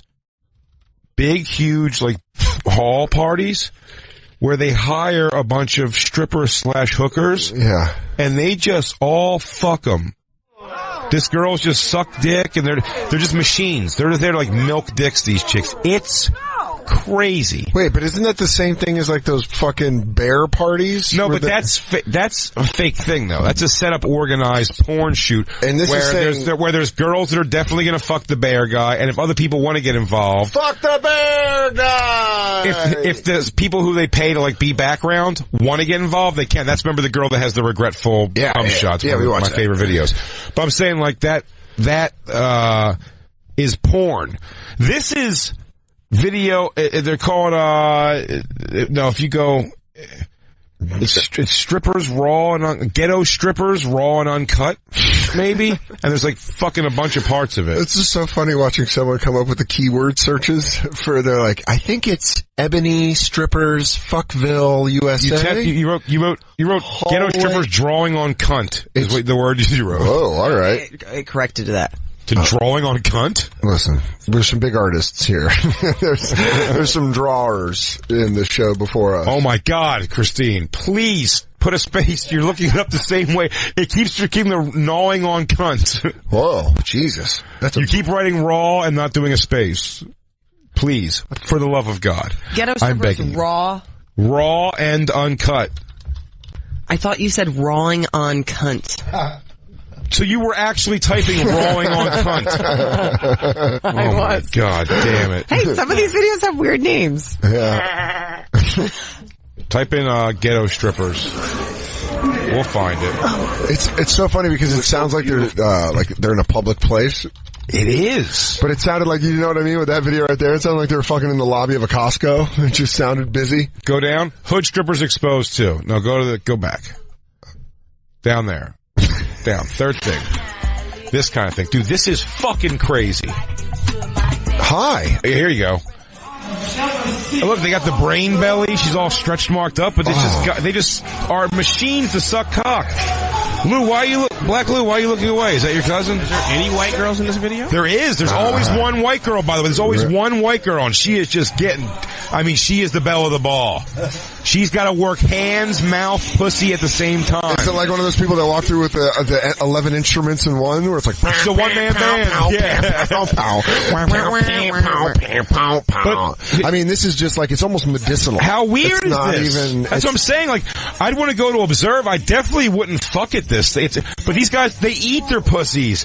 They all wear condoms, but they come on the it's crazy. Isn't that what like fuck parties are? I've never been to one. Fuck Party USA? I've been to a swingers party once ever at a place. Yeah. It was like this? And it was more like Carla got asked to bartend it. Literally, it's what it was. So I went to kind of go watch. Bar back? She got bartended. No, but I'm saying you're bar backing for her? You're bringing up cases of beer? You go, I'm gonna go get ice. That guy in the red shirt's really working that blonde, huh? Yeah. Sort of like this, but not like this at all. The thing I went to was like a little more, I didn't see even much like, I guess we saw some swapping shit, but it was always kind of like, you fuck my girlfriend, I fuck your girlfriend, or I'm fucking my girlfriend in front of people. Yeah. And for the most part, no one really did much. It seemed to be much more of a place where you'd meet and then leave. Because you're at a fucking like spa gym type place. But I have heard of those. I understand, but I'm saying where everyone fucks for sure. I'm sure. I'm saying I went to one that could have been like one of the worst ones ever. I'm just saying this isn't a swingers party. These girls are paid to be there and just fucking service all the dudes. I think the dudes pay a flat rate to come. And it's a guaranteed, like, you'll fucking get a nut off. You can take it off. Black Lou's setting it up so it's off the screen. Yeah, you don't make them do more work so you can watch. We're not breaking down the video. No. The woman on the screen. What's Black Lou doing? Wearing panties, or is that her bush? Hey, is that an Asian girl? What'd you say, Jacob? The woman that we were just watching was she wearing panties? Or no, that was a bush. That was a big bush. It goes to her outer leg. Yeah. That's a big bush. Yeah, these girls have like fucking nasty puss. Definitely somewhere like it's Detroit or Harlem. No, but I'm saying like what kind of place? Is it just like a banquet hall? It seems like it's like a banquet hall or something. That's so funny. If you're working, you go, oh boy, we got the basement of a little man owns a fucking seafood restaurant. You go Little Caesars having one of his parties, and you go, okay. I mean, they go, you're working the late shift. You go, clean up. You don't find that intriguing? It just seems like they hired a couple hookers for a lot of people. But that's like, here's what I'm intrigued by, just both ends of it. I'm not saying I don't get the process of what's happening. I'm saying there's that white girl right there, right? Yeah. She's getting fucked from behind while she's sucking cock and jerking a guy off. Okay. Next to her, that's like 6 other girls who are just methodically doing that thing. Yeah, it almost seems like, when they... but I'm intrigued by the concept of that's happening, like, because the guys are... Like, yeah, let's go fucking gang fuck chicks together by 100 some dudes on these like 15 chicks or whatever. Or let's, and also the girl's decision to be like, it's gonna be a crazy night. Tomorrow's gonna be a rough day because, I'm gonna get fucked by like 100 dudes tonight. Yeah, that mindset's gotta be pretty crazy walking into that being But these girls, God bless their hearts. Here's what I was I didn't watch this jerking off. This literally I found on a thing, right? Yeah. What I'm intrigued by is their faces definitely look like they're over it sometimes, a lot of the times. Like most of the time? But they never stop going through the motions of like sexy, like they play with their puss while they get fucked. They do all the stuff. Isn't that just porn? Yeah, I'm saying I'm impressed, but I mean they just... So that's why I was saying... these girls are... When initially... This is not sexy, I think this is insane. When you were saying that initially it does, that's why Black Lou and I were saying it sounds like those party videos where the guy wears a bear head because it's almost, isn't it just the same thing? No. This guy's going no condom now. No, they all... Yeah, is he? That guy's living dangerously. No, listen. If you do this at this fuck flea market, if you're going no condom at a fuck flea market like this... that you are taking your life into your own hands. Without a doubt. But I'm saying, the dancing bear thing you're talking about is a booked porn. So you're saying this isn't? This is documenting a fucking party that they throw. This company throws these parties. You hear a guy talking shit the whole time? Yeah, like it's fucking Rucker. I swear there's a guy in one of these... Take it to the hole! In one of these... Take it to the hole! He got that pussy! Run it back! In one of these things, there's a guy who looks like Master P getting his dick sucked. That's great. And you just hear the guy going, "Oh, Master P, I see you out there getting that nut off. Yeah, Master P, I see you out." It's like that shit. You're like, I would love to do that job. Oh, look at this guy over here, Lou Gossett Jr. just fucking some butt. You know what I'm saying? If I was doing the MC duties of that. Hey, what's up, everybody? It's White Butter Dan coming to bring you some of the hottest ebony fuck action coming live from the Holiday Inn Banquet Hall. Big ups to Little Caesar for booking it. You hear my man DJ Dead Rat on the ones and twos, getting all the fucking music. Dead Rat. But I'm all for, I think, for your sexual pleasure, dude, whatever you're into, you are into. Yeah. If the girl, literally, for her pleasure is like, I fuck like 2 new guys a week, because I'm into that. All right. I'm into that. Whatever, if she's into it, she goes, yeah, no, I come, I have a good blah, blah. Yeah. I get that. I don't have a problem with that. What if she fucks dogs? Good segue. Yeah, but I'm saying, I don't give a shit what she does, but this, like, to be so disconnected, to let 100 dudes just fucking work, work you over, that's fucking crazy, man. But I remember, from Stern TV, watching her on there, the Houston 500. Yeah. It was like, that to me is that's what that is, where you're like, it's almost, like I said, medicinal or scientific, where you're like, how much medicinal, clinical is what you're clinical, yeah, clinical's the word I'm trying to look for. Isn't that all hookers? I don't know. That's what I think. Like, isn't that the hookers used to drive around would let all the guys like bang? Like, wasn't that girl on her period and like the guys were just blowing in her? She was a pretty good example of that. But this, again, that was crazy. That was one of my craziest stories because there was like 14 guys that fucked her that night in groups of 2. I mean, that is... While she was on her period. That's the same thing where you're like, that is so broken. Right, so that's why this is so crazy to me, because even though I've witnessed that before... Yeah. I'm saying this is like... Picture like 10 times the amount of guys. Yeah. And these girls are just sitting there like, yes, you're nonstop like... Just chugging, you see him like flip like from dude to just like nonstop like working on dicks and getting cum out. But that's the whole thing is where it's not. How much money do they have to lay on the table for they tell you have to go clean that hall the next day? Up front, I want. Realistic. I'll tell you this. Realistically, to clean that hall, and I'm gonna go in heavily, and they need 3 hours of your time. ET government style. $60K, I'll do that. Really? $60K. That's a lot. Yeah, it is. That's a lot. Oh, I mean, I didn't know we were getting realistic. If we're going realistic, I'd probably do it for 10,000. Yeah, that's why I think I cleaned. I thought we were doing like, I was hoping you guys were going to say like 50, and you're like, yeah, right. I think you can get me on that for 7K? Yeah, I think so. A 10K. You know what? 10K. 3 hours? And they buy the cleaning supplies. They got to provide everything. Totally. And I don't gotta touch I don't touch any jizz, but I definitely have to like clean jizz. And they let me hook my music up to the DJ booth. That's big. That's huge. I want my iTunes. That's real big. It's real big. You know, in the contract negotiation, I like the way you think, Dan Soder. Goddamn right. What song do you want to clean jizz to? What song do I clean jizz to? Yeah. Probably Sylvester. Do you want a funk? Do you want a funk? That's a good one. I think that starts me off fun. I think that starts me pushing the large broom handle around, just collecting all the discarded like condoms and fuck. Whoa! Might as well have fun with it. Yeah. Oh, this guy was a big batcher. Oh, dude, I might start doing some like breaking two dancing to it, like when Turbo's cleaning up, or was it Ozone? Who's cleaning with the broom? That would be Turbo. The Turbo. Ooh, is that a condom full of jizz or a bag of Parmalat? I would start doing some stomp stuff where I start kicking. You have a Parmalat bag milk? Yeah, Parmalat. Is that a bag of Parmalat? Oh God, someone had a cum water balloon fight. I go, I've never seen so many Rough Rider, some torn out Rough Rider packages. Do you want a funk? You guys want to go on this dog? Yeah! Or, you think? Dog's a big jump from what we've been talking about. Why does the dog? Sex parties. We're talking about sex parties, and we're talking about this woman that wants to fuck a dog. We did talk about sex parties. Right? I'm like, what? It's funny. Dan gave a segue. I understand. I had us wide open. But we only have like 5 minutes. That's what I'm saying. This might be, just bring it up real quick just so we can get a taste. Can we do a little key bump? Can we do a little key bump of this video? Cause I'll tell you, it's only 3-minute video, so it might be fast. We don't know. Oh, okay. It's 3-minute video. So go to the beginning. It took us 3 days to get through a third of the Corey Feldman movie. It feels like we ate pizza a week ago. This guys, how long have we been here? Is my beard longer? Guys, is this Hotel California?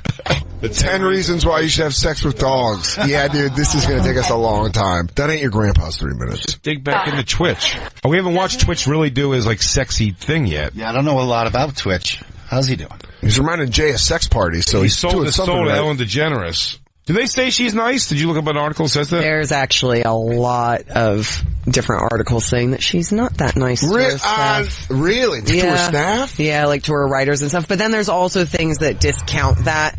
I imagine, Written by her. I mean, Ellen is bullshit. She goes, watch me dance! Fuck these faggots. She goes, whoa! Ellen goes, watch me dance.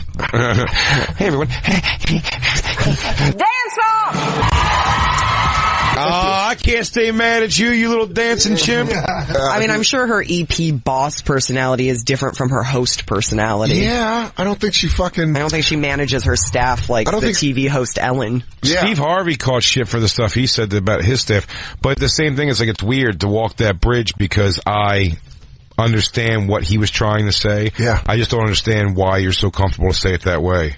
You know what I mean? There's a way to say like, hey man, like I have limited downtime. I just need it. You know what I mean? I need it, like, to be downtime. As opposed to putting in a memo. A thing where it's like, if you walk in, you will be fired. If you look me in the face, blah, blah, blah, blah, you'll be fired. You're like, come on. When you get to the serious level of writing a memo, you've lost touch. Yeah. If you're like, everyone, listen here. These are announcements that apply to everyone. When Dan comes into the bonfire, he will be greeted with a right-handed high five. Here's my decree. You will also start every conversation with Jimmy G, huh? Dan will wink. Huh? Dan will wink. Are you excited, man, this weekend? I don't know Ellen treats her current writers, but I can tell you about how she treated the previous batch like shit. Oh, what's this from? This is from Gawker. Gawker. Well, it says former writer's assistant calls bullshit on Ellen DeGeneres' crocodile tears. This is an article from 2007. And then there was stuff that came up from 2017 as well. 10 years later, still doing it. When you're that famous, you can't win. No. Honestly, you can't win. Like, well, even when anyone who gets fired, like, I mean, look, it's funny, I haven't even, there's a chick. Do you remember? Yeah. Oh my God. I forgot about this. Remember the night that I did Philly I told you a girl got kicked out. Yeah. Do you remember this? Yeah. And like a crazy whole thing happened apparently. Yeah. She was trying to call me and so I saw this thing. Yeah, she said that she got drugged. And then the guy called in and said she didn't get drugged. Yeah. And she's like, didn't he call into the show? He called into the show. That's crazy. We since find out. Stop smoking weed during the show. We since find. I'm like, oh, that would be crazy if he called in. Oh, he did. Oh, fantastic. We since find out this guy from this girl who's reached out to me now again. Yeah. That her and that guy are a couple now, but I think they've been a couple. Maybe whatever it is, he's a fan of the show. He had a stroke. What? That guy had like a pretty big stroke apparently, and she's like his caretaker now. Oh. Which whatever, right? Okay. Fantastic. We wish him well. That's absolutely. I hope he gets all right. I don't know anything about this girl other than that she tried to call me on Facebook that night, and then he called in and we told the story of a girl being thrown out of my show for being loud and crazy, obnoxious. Oh, by the way, not thrown out by me. No, not at all. I had no idea what happened. Didn't even know she was gone. Didn't even know she was gone. So, she was definitely hammered when I saw her. She wrote back to me the other night on Twitter again, like a thing about like, hope you had fun with your little show, but like, she's just like, just these crazy, like, I'm getting lawyers now unless you take down the episode where you guys have your little fun talking about me. And I go, well, we could do that all we want, but forget even that. I just go, there's nothing to take down. We're a live show, it's archived on our thing for a week and then it's gone. So there's nothing to take down anyway, lady. I don't know what your problem is here. She goes, take it down. It's on YouTube and blah, blah, blah. And I go, well, we're not officially with YouTube. Someone bootlegs it or pirates it. I go, that's not my problem. But she goes, look, why don't you just be cool and give me your lawyer's number and we'll just figure it out. Like, it's just like a crazy thing she's going on. And then she sent like a voice text that was like, just let's not even be stupid about this. Just like give me your lawyer's number. No lawyer is going to genuinely send a letter. Like there's nothing to do. Like I said, a girl got thrown out. This guy called up and he goes, oh yes, I know that girl. And we made jokes. Made jokes that she's crazy, which she had a great time at, and she was crazy and drunk. And he said she had a whole meltdown with the cops and everything. But she even like she lied. She texts like she doesn't speak. What she's doing she is texts like she doesn't speak English. She texts like she doesn't speak English. I think what happens is this sounds like a girl with a drinking problem. Yeah, the text sounded like the girl got hammered and then started texting Jay. And it's like, when you're drunk, you're drunk and you have a lot of fucking issues, and I just know this from experience, you start lashing out at people you would never lash out at because you're hammered and you're like, fuck them. Why can't, in your drunken head, it makes sense to lash out at this person? So she easily was drunk and was like, you fucking make fun of me on your radio show. And it's like, you got yourself kicked out. It definitely is, because I wrote, an asshole. It definitely is, because I wrote, the thing I did right back to her, I go, lady, I don't know anything about, I'm like, but here's what I know about you. It goes, this is the second time you've essentially like harassed me over something that I have no idea what your problem is or what to do with. You know what I mean? I go, you're complaining about a YouTube video that has nothing to do with me. Or a YouTube audio, whatever it is, you know what I mean? Like, a bootleg of my show that you're complaining about, like, okay. I'm like, I can't take that down. It's not my thing to take down. We didn't do anything illegal the way we talked about your situation, you know what I mean? It happened to me in a very public place, and she, and I said, so it's 2 times now you've like come at me harassing me over something that has nothing to do with me. Come at me again. I go, no, I go, you're clearly like an unstable person. I go, so I'm going to stop responding to these now. But still like 4 more things from her. Really? She goes, one of my favorite one's the last one. She goes, take it down now, Jay, or the world gets to find out who you really are. That's great. What a great reveal. That was my What favorite if I one. knew your home planet had been searching for you? You'd have to say some pretty far out shit for people who are fans of mine to be like, he couldn't have. Yeah, not Jay. But he had made fun of it his whole time. Oh man, he was Corey Feldman? And the whole time he was Corey Feldman. That would be pretty incredible. I'd be pretty upset that you didn't tell me, because I'm a huge fan of yours, Corey. But for the record, I think Frank's his name. Like, Frank, get better, buddy. I hope everything's okay. Frank's a big fan, so I hope everything's okay with him. And, when you get back up on your feet and running, dude, get that chick into some sort of a program or something, man, because I don't know. She seems like she's a little off kilt. It's bizarre. That's a weird behavior. That's a weird thing having like people having that access to you with social media. It's very bizarre. Oh, so when they get drunk and that I had again retweet at you? Christine got more wound up about it than I did, but a guy who's just like a troll, and a troll goes, great rumor going around right now that Big J. Oakerson harasses comedy club waitresses or sexually harasses comedy club waitresses. That's so funny. And he goes, anything to say about this? Big J. Oakerson, he called me, which that's a chuckle enough. Oakerson? Big J. Oakerson. That's good. But he's like, but Christine's much more than me had like several days of going like where she's re-brought it up. She goes, just a guy writing something like that. I go, no, I know that's the world. It sucks. I go, what I wish I would have wrote back, honestly, I go, well, what about hearing about whatever his handle is? Like, did I hear it's like you said anti-Semitic stuff and like set fire to a Jewish kid in the neighborhood's house? Yeah. You know what I'm saying? It's the same exact thing. You're just saying a thing. I go, but Jay, I have a coalition of very brave women that work in comedy clubs, and I will be leading them. You're a monster, and we're going to take you down. This is where it starts. Do you mean his ex-wife and his girlfriend? I was going to say, I definitely harassed Carla into having a baby. I call, your farm system is broken. And we will not be a part of it. Don't you tell me to wrap up nothing, Jacob. I'm making a stand, dude. I'm taking Big J. Oakerson out. You know what? Fuck trolls, but sometimes when they make fun of you, there's been some good big head jokes from trolls where I've been like, right when they get you go, fuck her. And then you're like, that was good though. It stings. It's sucker. It's like when I was talking about having, cause Bruce Pritchard called in yesterday when I said my friend Bruce, and you go, oh man, you know what you just did? You just did a famous person's name. Like you were friends with him. I was like, oh god, it's so gross.